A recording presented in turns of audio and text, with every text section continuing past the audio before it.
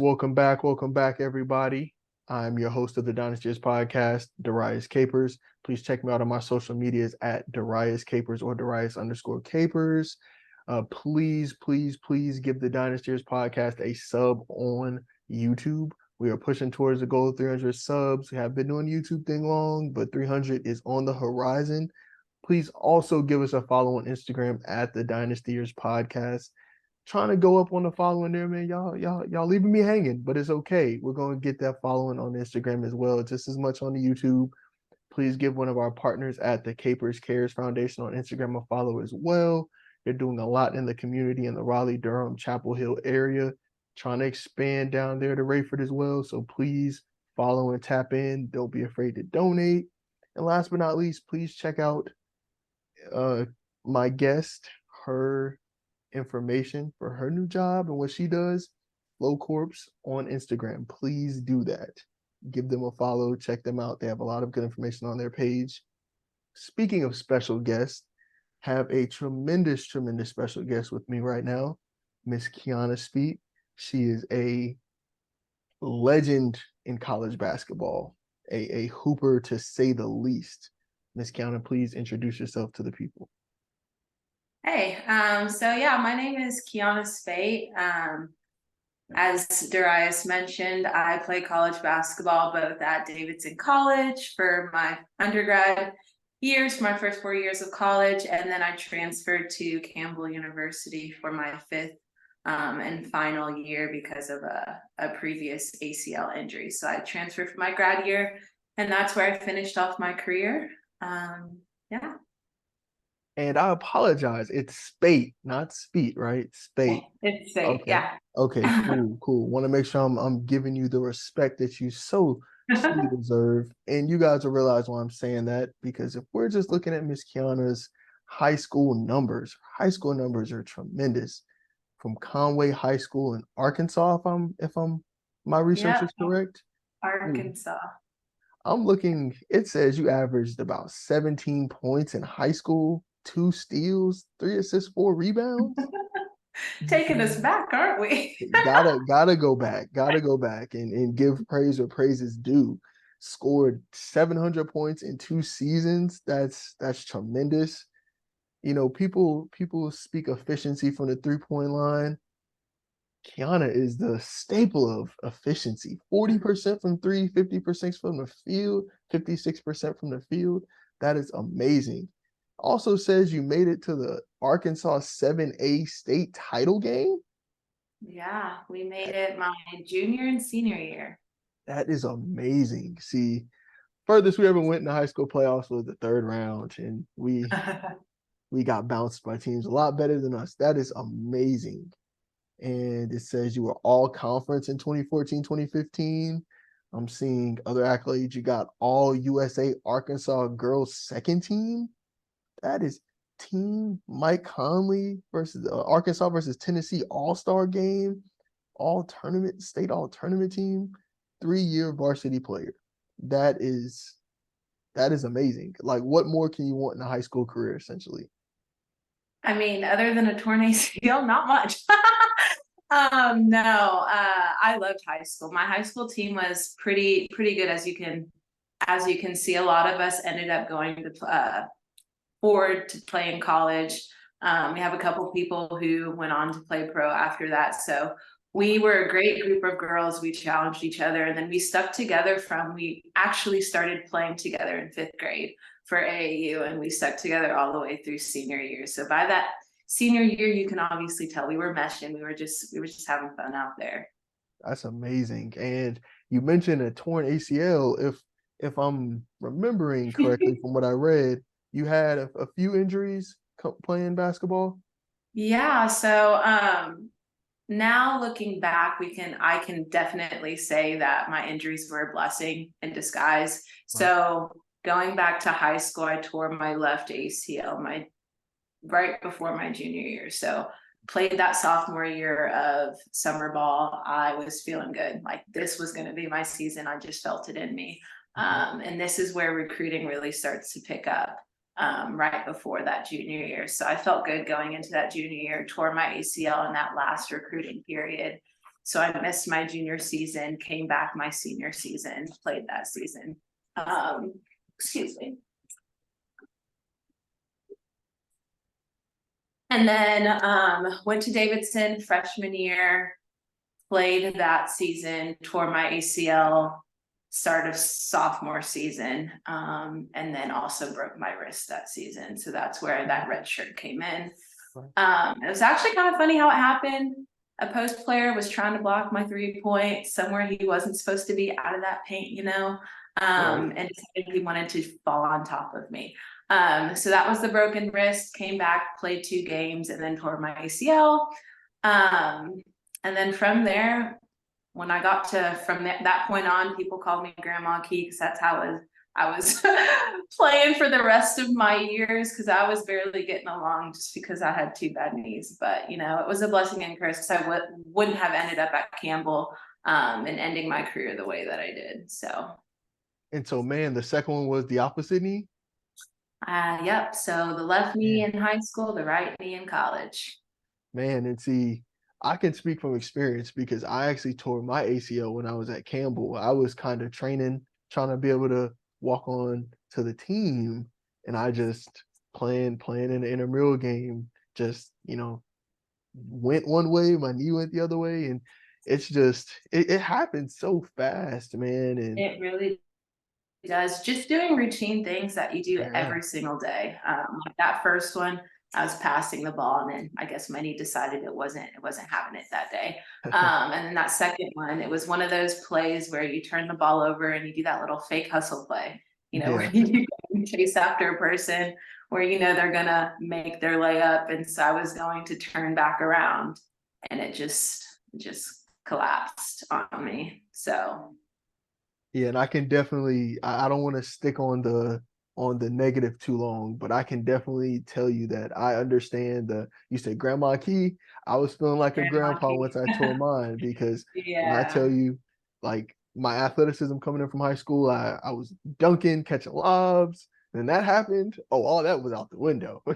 that jumping, moving quick, yeah, it definitely leaves you. It's a lot easier to lose it after that, something like that, than to get it back. So, man, but even despite all of those injuries, you still very successful from what I've seen. So, I mean, that kind of takes me right into the first question I had for you. What made you fall in love with the game of basketball? When I read that question, it was actually kind of funny, because you ask me now, I don't think I loved the game. I think the game kind of came to me. I was good at it, and I realized where it could take me. Believe it or not, throughout high school, I actually ran away from it. I was a cheerleader. I played softball. I did all of those little sports that my parents didn't know anything about, so they couldn't tell me what to do. But I think eventually, now that I am able to reflect on the sport and the journey that it took me on, I think I loved what basketball brought me, rather than the sport itself. So, you know, I fell in love with the process of continuously pushing myself, continuously like having something to improve on, and striving for that perfection. Maybe not ever reaching it, but always having something to work towards. I thrived in my one-on-one sessions with my trainer. I loved that hour and a half that I got with him, about 3 to 4 times a week, just because I always felt like I went in wanting to learn something, wanting to get better at something, and I walked out a little bit better at it. So I think it's that continuous process that you are always going through in basketball, that I fell in love with, rather than just the sport itself. Right. That makes a lot of sense. That makes a lot of sense. I mean, however you got to get to the game that you end up using to get through school for free, to get to where you want to go. At the end of the day, it's as long as you got there, right? But you said you were a 3-sport athlete, so cheerleading, softball, basketball. Which one were you the best at? Let me guess. Definitely basketball. It was what I was best at. It was what I could push myself the most at. I was an athlete. I had the skill set to play really anything that I put my mind to, because I I'll say this again. I was never okay with being average. I always wanted to be the best at whatever I did. Maybe I wasn't, but I wanted to be the best, and I was willing to do whatever to get there. So I did the competitive cheer. I did the school cheer throughout high school, and then the only thing that stopped me was them telling me I wasn't going to graduate with enough credits if I did all of these sports, because all of them were in different periods. Yeah. So I had to pick one, and basketball was the one I chose. Right. So That's amazing, man. That is truly a testament to just the type of person you are, because I mean, I know you, I know you fairly well. I mean, we were in class together. I worked with you guys at Campbell, and everything I've heard of from like about you, everything I've, just witnessed, it's just greatness, I mean, just striving to be the best, and that's amazing. So, and that's something you can't learn. That's something that has to be instilled in you from a young age, and that you just have to have that self-drive. A lot of athletes don't have that drive. A lot of athletes are just, I'm just good at it. But even wanting to be great is something that shows. I mean, that just shows. That's amazing. I just want to say that that's amazing. thank you. So next question, we're sticking with basketball since that was your sport. That was, the one you said you were best at. What is your favorite moment from basketball? Do you have a moment that anytime you think of the sport, whether it be high school, college, time at Campbell, time at Davidson? Speaking of Davidson, did you ever see Stephen Curry? That was one of the questions I had in my mind too. I actually met him before. So I was my team was out traveling. I wasn't allowed to travel because I was on crutches, and they kind of used it as a motivation factor where you're not allowed to travel with us until you're able to walk down the airplane aisle, right? And so I was left behind that trip, and the men were playing someone, I don't remember who. And it was the big game where Steph was going to come and watch. He came around about 3 or 4 times a year, probably. And I was watching in the little alleyway because I didn't feel like dealing with the crowd. So I was watching there, and he was walking down to the bathroom away from his seat, and he stopped and he's like, "Do you want to come sit with me?" Because I was standing watching this game. Yeah. And I was so nervous, and I was just like, "No, I'm fine right here." Knowing I was uncomfortable, armpits were hurting, but I was like, "No, I'm gonna stay here." So that was my one encounter with him. But other than that, he was always around the men's team and around the campus. So Yeah. yeah. That's amazing, man. That is awesome. That is awesome because when, like I said, I was doing my dive of your basketball career, I said, wow, I forgot they said she played at Davidson.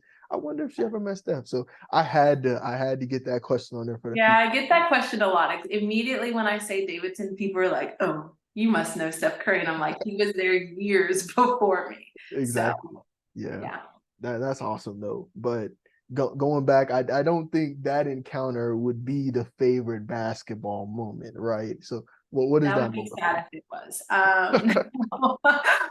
That's would hilarious. honestly have to say it was near the end of my career. So at Right. Campbell, Hmm. it was our senior night, and that was the game that solidified that we had won that conference championship, that regular season conference championship.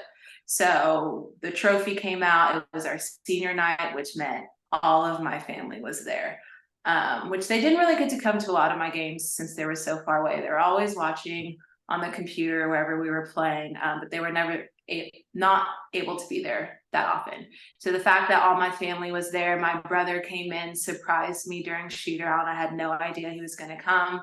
And then behind him walks my basketball coach from YMCA days. So I was like Wow. 3, 4 years old. We were living in Miami, and he walks in as well. So it was like this full circle moment to see from like, that's where I started. That was my first ever basketball coach. And then for him to be there when I won that conference championship as a college, what was I, a grad transfer? Mhm. Um, it was just kind of a bittersweet moment, and it was the first championship I had ever won. So it was really nice to be able to celebrate that with everyone that was so important to me, and played an integral part at each step of the way. So that was really nice. And then it ended up being one of the last games I ever played. So Right. bittersweet. Yeah, yeah, that's man, that just shows. what the game does for people. Because like you said, starting at 3 to 4, and then you don't realize those rules, those things that those coaches teach you as a little kid, they stick with you going into your adult years, and that's amazing. And I would like to let everybody know I was one of the practice squad players, so I take special, joy in that conference championship they had. No, you absolutely should. And that's what I think a big part of college, a difference between college and high school is that preparation. In high school, Yes. if you're good, your skill set, your talent can carry you so far. But in college, everyone's good. So it's what little bit of extra are you willing to do? And that's going to put you a level above everyone else. So practice players are integral to every good team. Really appreciate those kind words for us practice No, squad players out there. Of course. Kind of sticking with Campbell women's basketball though, how was that transition for you from going from Davidson to Campbell? Because if I'm not mistaken, aren't they in the same conference in terms of No. they're not? Oh, okay. I thought So they were. Davidson is in the Atlantic 10. Okay. And then Big obviously South Campbell's West. in the Big South. Yeah. Oh, okay. And Okay, cool. I will say it was a difficult transition. Yeah. Because basketball is not basketball. Yeah. Coaching styles were night and day. The system was night and day. So at Davidson, we played more of a read and react offense where it was just motion. And then Campbell was set plays. You did what you did best and you stuck to it type thing. And then obviously the environment was a little bit different. I was at Davidson for 4 whole years and I built relationships with my teammates. And I think relationships play a big role in the chemistry on the court. And so I would honestly say about 2 or 3 months to get it together. So I really had to kind of put myself out there and make an effort to really connect with the girls. And also as the first grad transfer to ever come in to Campbell women's basketball, Really? it was also kind of I was setting the tone there. So a lot of the girls, they all know this. A lot of the girls looked at me like, what is she doing coming in here? Who does she think she is? And I kind of had to break that wall down and be like, hey, I'm here to play basketball. I'm here to win games. I want to be your guys' friend, honestly. I take basketball seriously, but at the end of the day, it's not my end all be all. And so really creating relationships was a big thing for me that first couple of months on campus. And then just stepping into a very senior role right off the back. I didn't have the time to, be a freshman. I had to come in and kind of show my experience, show my seniority. So that was the biggest transition for me, honestly. Right. Yeah, that's amazing, man. I didn't even know you were the first grad transfer ever to come into Campbell's. Yeah, and since then, Coach Ronnie just sends them all to me and he's like, hey, she did it. Right. See how it worked for her. But it was I got 2 masters out of it. I got a championship out of it. So everything kind of just fell into place for me at Campbell. So yeah, and I definitely want to tip my hat to you for the coming in and being personable with your teammates because again, just I kind of knew you guys kind of well. I wouldn't say we were we were like the bestest of friends, but from what I knew of you guys were truly really close. It seemed like you guys did everything together. Always see you guys walking around campus, getting food together, going to weights together, going to the gym together. That's something that we have to tip our hat to because a lot of teammates don't like each other sometimes. And especially like you mentioned. Yeah. Exactly. And a lot of transfers that come in, sometimes, like you said, they aren't accepted and they're kind of to themselves versus trying to integrate themselves into the team. So that's definitely something to tip your hat to because that's amazing. Yeah, and I wanted the girls to know that I was just going to work just as hard as them. I was going to be down in the trenches with them. And I know sometimes Coach Fisher would, set me as an example. And I didn't want that. I wanted to be treated like everyone else on the team. And I knew they wouldn't respect me unless they saw how hard that I was working. So, you know, getting in the gym a little bit extra than I wanted to, than my body would allow sometimes. Running sprints, even though my knees were telling me, stop it, girl. It was just, you know, being that example for them to be like, hey, she's fine. She's not walking in here like all high and mighty. Exactly. It was just, you know, putting myself on the same level, connecting with them, just showing them I was a person outside of basketball. Yeah, that's amazing, man. That truly is a testament to the type of teammate you are, the type of leader. That's amazing, man. That's definitely amazing. And taking off the player jersey now, putting on your coaching uniform, if you had to give an up and coming basketball player any point of advice or any piece of advice that you learned from whether it was in your YMCA days or whether it was you being the grad transfer leader at Campbell University, what is that one bit of information that you would give? I have a couple. Okay. Yeah, let's no, that's First perfect. one, That's perfect. something my dad always told me was next play, next shot, next one. It's something that I carry with me now. Because I was someone who really harped on, oh, you just missed that shot. Oh, you just had that turnover. And I missed the next play. So just kind of keeping your eyes open to the bigger picture. Yes, that bad thing might have happened, but let's move forward and see what we can change moving forward. So like don't dwell on something that may have not went your way. But kind of like control what you can control next. Because you can't control your playing time, but you can control how hard you're going to work on the court. You can control how you develop as a player, as you develop as a person. So just always looking to the next thing. Don't live in the happiest moments. Don't live in the deepest trenches, but look forward to what's happening next, keeping your eyes up. What else? And then the cliche, hard work beats talent when talent doesn't work hard. I think I'm a best example of that because I was never the best person on the team, but I was going to work the hardest or be one of the hardest working people. I was going to put in that extra time. And I, like I said, my dad often called me mediocre when I was growing up. So it's like a trigger word now. But I just did not want to be average. And I wasn't going to settle for being average. And I think a lot of the times in college, people are used to being the best. So they kind of get to college and think they're going to coast. And that's when they realize like, oh crap, like I'm not the best anymore. I have to actually start working for it. Exactly. And so I just think that hard work is something that had carried me through each stage of my career. So that cliche is actually true. Well, I mean, hey, you hit 137 threes at Davidson. You hit how many threes did you hit at Campbell? I'm drawing 66. So that's about 200 threes in your career. That's pretty good if you ask me. I mean, so but yeah, that's definitely true. I can attest from experience. That's probably why I look back on, like, you know, when you're grown, you think about like, man, what could I have done differently?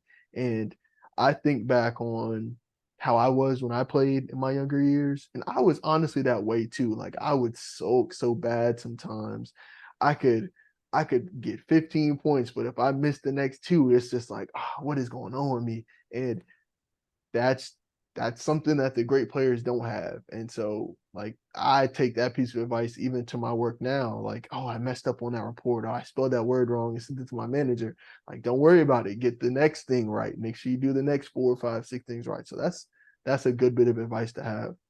And kind of moving forward into your adult life, you'll miss the next opportunity if you're just thinking and brainstorming on how you could have improved on that last opportunity. So just always like I said, seeing the world around you and not being so internal, like, no, woe is me. Because if we're thinking negatively, that's where that's the space that we're creating. That's the vibe that we're creating. And then everything that happens after that is gonna exude that. So Definitely, definitely. Let's look at sports now from a viewer standpoint. Do you enjoy watching any sports? Are you a fan of any type of sports? Not really. Okay.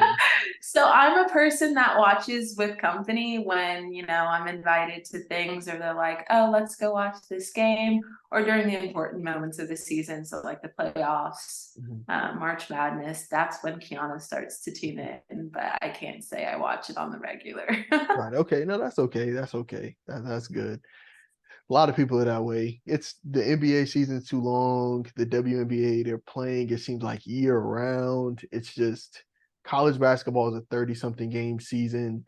Plus the Yeah. March Madness is what extra 7, 8 games. It's a lot of foot. It's a lot of games. And football It's a season's now lot of stuff. Yeah. 17. It's just so much.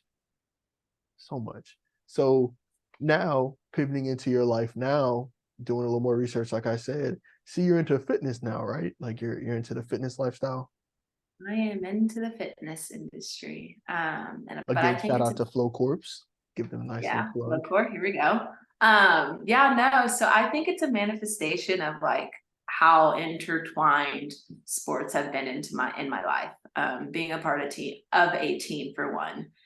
Um, so honestly, going back to, COVID hit, right? That ended my season. We didn't get to Right. play in that tournament. I thought that was going to be my year that I made it to the NCAA March Madness tournament. I thought that was going to be my year. But COVID happened. And Yeah. so coming back as a grad assistant, I kind of felt stripped of my identity.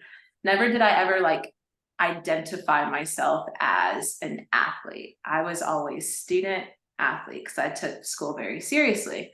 But when I came back as like kind of a grad assistant coach, whatever you wanted to call me at the time, I did not know who I was and what I was doing because all of a sudden I didn't have practice. I didn't have to go to weights. I was just kind of on my own.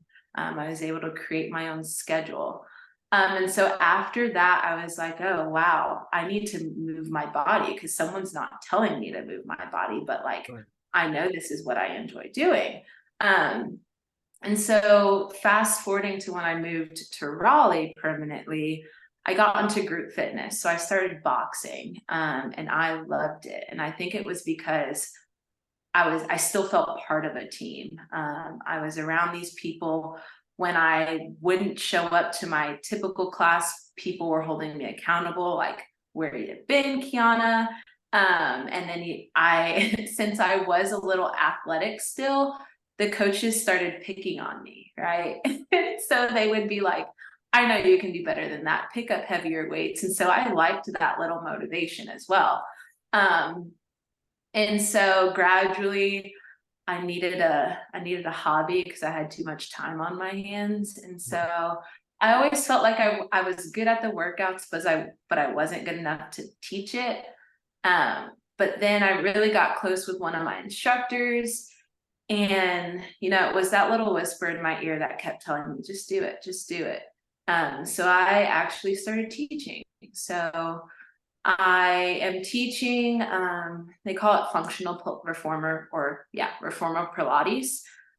So I think it's a big fad now, honestly, but it's on that machine and you're doing Pilates. It's the total opposite of basketball because it's slow, it's graceful, it's Right. not like hardcore rah rah. But I absolutely love it. Started that about a year ago.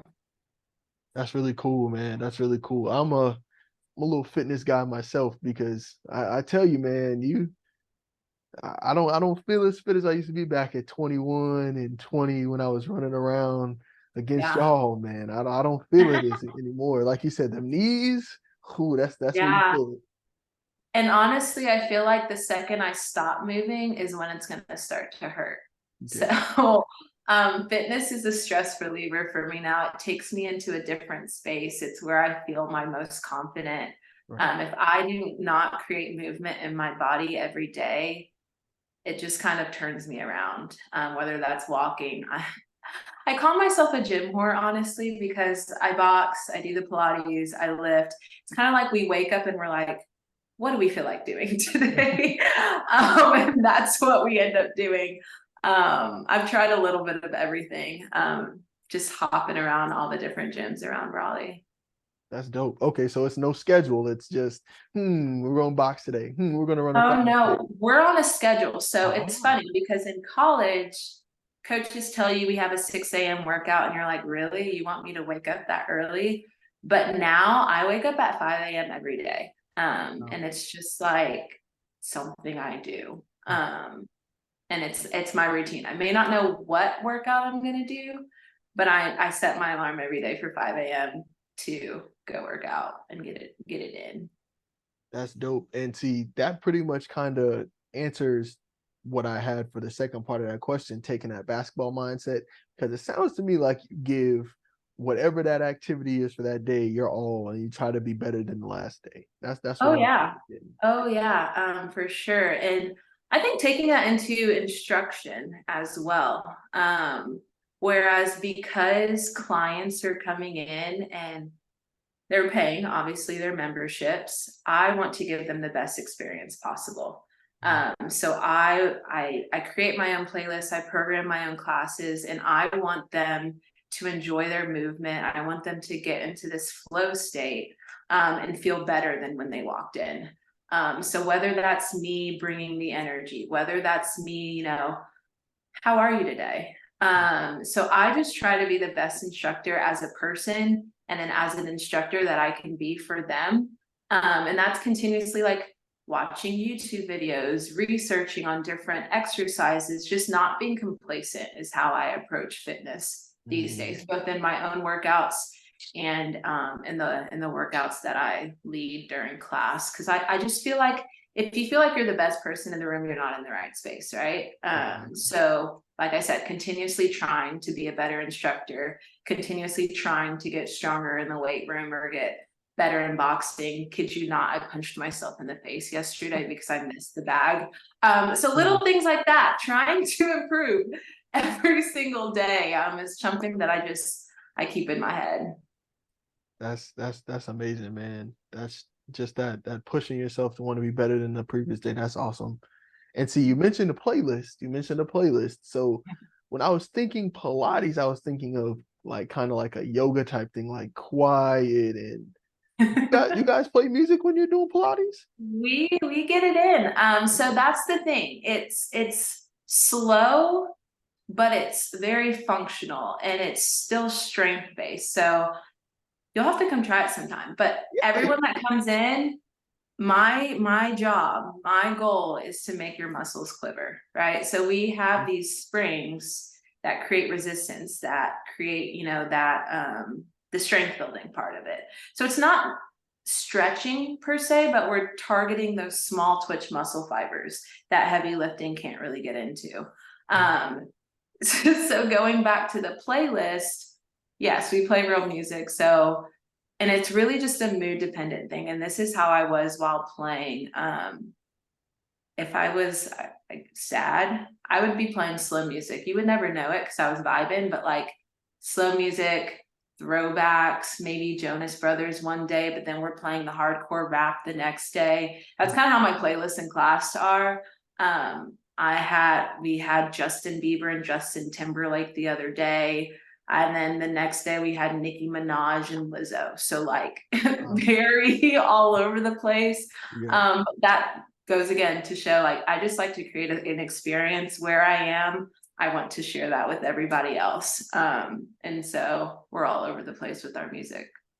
Yeah, definitely opposite ends of the spectrum if we're looking at Lizzo and Justin Timberlake. But I like that though. I like that. Yeah, yeah. So even in my apartment gym, sometimes I'll be playing my music out loud on the speaker.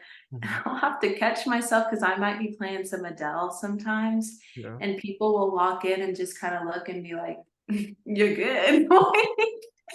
But as long as like I'm able to sing to the music and kind of just vibe out, I'm in a good space. So whatever suits the mood that day, that's what we're playing. Okay, so it's no like this song or this album I have to listen to before I went to go play or before I do this new max. It's not a specific song you got. No. Okay. Okay. I get it. I get it. See, I gotta I play. think if I know the lyrics, it'll get me there. Okay. Just being able to let loose and kind of go into that second space where I'm not in my body, Mhm. really. I'm not thinking about what I'm doing. I'm just doing it. Right. See, yeah, for me, my lifting play, I gotta have my Forest Hill 2014 Forest Hill Drive on there. Cause whatever I'm doing, I need to just like you said, be rapping J. Cole. So I'm not thinking Yeah. about this last set. So I During definitely Dreamville, I had a whole J. Cole playlist too. oh, really? It was That a is whole, it awesome. was J. Cole and then some of the Dreamville people that were gonna be at the festival. But once again, we were vibing. We were Right. creating the tempo for what was to be experienced during that weekend. That's dope. That's dope. And I'm trying to see if there's anything else I have to ask. Man, that's awesome. I might actually have to take you up on that. You say you guys are in Raleigh? Because I live in Wilson, and Wilson's about an hour from Raleigh. My brother lives in Durham. I have no issue with being like, hey, bro, I'm gonna stay the night with Hey, you because I probably come won't be able to see drive me. home. Come see me. There's a location, two locations in Raleigh, and then there's a Okay. location in Chapel Hill as well. Okay. Um, but yeah, it's always a good time. Always a good time. And I will say it's one of the most humbling workouts I've ever done. Hmm. People come in there all the time. I can bench 300, I can squat two, like whatever it is. And Yeah. they get on that machine and they're like, whoa, game changer. Exactly. Because it really challenges your core, your stability, a lot of that posterior chain, so hamstrings, your glutes, your back muscles. It targets a lot of those areas, things that we're most likely going to be weaker in. But it's fun. It's very fun. That sounds dope, man. That sounds dope. The last question I honestly have is, what's going on in Kianna's life now? Now that masters is done. I know you said you're working as a trainer. Anything else you got going on in your life? You back in school? What you got? So training is actually my hobby. So I do Really? it all the time, but I actually work in clinical research for full time. So I work for, it's called the Contract Research Organization. So I'm basically that middleman between the people doing the research, so testing these medicines, and then the sponsors that are funding these medicines. So I work with hospitals, and make sure that they're following proper regulations so that if the FDA whatever to come inspect them and audit them, that they would pass and be able to proceed with the research. So I do that full time during the day, and then either in the morning and the evening, I'm teaching or working out. So that's pretty much my day. So next steps for me are pretty much just kind of growing in my career, taking that next step. And I would say something that I've learned from basketball, everything was planned out for me, point Mhm. A to point B. And so stepping out of athletics, I've kind of had to do a lot of growing up and figuring things out, a lot of lessons have been learned, but like I said, taking it in stride, keeping my eyes open and always focusing on that next moment, that next opportunity, and leaning into the things that are challenging, and not running away from them. Because a lot of intangibles I took from basketball, I'm applying in my life right now, and I would not be the same person had I not been an athlete. So God bless being an athlete. Yeah, definitely. Yeah. One last question I have, and then I will go ahead and let you give your plug for anything that you want to mention to the listeners. So I know you mentioned softball, cheerleading. If you would have maybe went to school for one of those, what would have been your school of choice? Let's just say softball. What would have been your softball school? Wow. I don't know. I wasn't actually good at I was just there for the fellowship half the time. Ah, okay. I really loved cheer, Yeah, honestly. But I knew that it wasn't going to take me to college for the freebies. right. Um, so I don't know. I wanted to stay home, honestly. So anywhere in Arkansas would have been A+ for me. But obviously I didn't stay home and I haven't been back home since. Right. So once again, basketball taking me places that I never would have thought possible for myself. So to answer your question, basketball was always the end game for Always that me. game. That makes sense. That makes sense. And Yeah. so just coming, well, I know I said last question, but just coming from Arkansas to North Carolina, how was that different for you? How was that transition? Was it tough? It was tough. I had a little country accent that people made fun of. I got rid of it. Country um, accent, people making fun of you in North Carolina for a country accent? yeah, my Wow. teammates were just like, well, first of all, people are always like, Arkansas, where's that? Mhm. Is that by Alaska? Is something somebody told me once. Wow. Nobody knows where it is. It's kind of in the middle of nowhere, nothing's really there. But I was a homebody, so that was the toughest part for me. Yeah. After I tore my ACL, a lot of schools dropped off, basically saying like, we want to see how you recover, how you come back. Davidson was one of the only schools that was like, they came in after the injury and said, we don't care. Mhm. Very good academic school. And so when I was like, no, I want to stay 5 minutes from home and go to UCA, my parents were like, absolutely not. They basically shipped me off. Mhm. And so it was a big transition being away from home by myself. Um, and then balancing the academics, the school, and then also being social is something I struggled with at first. But because I played basketball, I had a family already. I had my teammates, I had my coaches, and then being an athlete, just you naturally gravitate towards other athletes as well. And so that allowed me to adjust pretty well. Um, but yeah, it was difficult, but I obviously have grown to love North Carolina, considering I've been here for almost 8 years. Right. Yeah, it made me laugh because, you know, North Carolinians have a bad country accent some places, and just to hear them make fun of someone saying their country is just hilarious to me. And I think it was because a lot of my teammates were from everywhere else and That not the makes sense. country. So the Right. fact that I had one, they were just like, he just said that. So yeah, no, it was fun though. It was fun. That's dope. That's awesome. That's awesome. And last but not least, you know, again, I want to give you the chance to plug anything you want, anything you have going on, any of your classes coming up at Flow Course. I want you to go in and plug that information because you know you might see a couple of us. You might see me Hey. because you know I gotta work on my core, man. It's just summertime. No, and that's something I would say about it as well is like sitting in a chair, like going from moving around all the time to having a desk job, like my Listen, hip flexors were tight, my back was like, what is going on? And so I think that workout is beneficial for everyone and anyone. It is for everyone. So whether you're injured, we accommodate that. Whether you're an athlete trying to get stronger, you need your core to lift. So it benefits that as a supplemental exercise. So I really recommend it to everyone. That's my plug. Come see me at Flowcore in Raleigh downtown, as well as Sojourn. I'm there. I'm at downtown Tuesdays at 6 and 7:15 a.m. Sundays at 8 and 9 a.m. and then Wednesdays at 6 a.m. And then I'm at the other location on Saturdays. So awesome, anytime you're just trying to get in a new workout, try something different and have fun while doing it, come see me, Flowcore.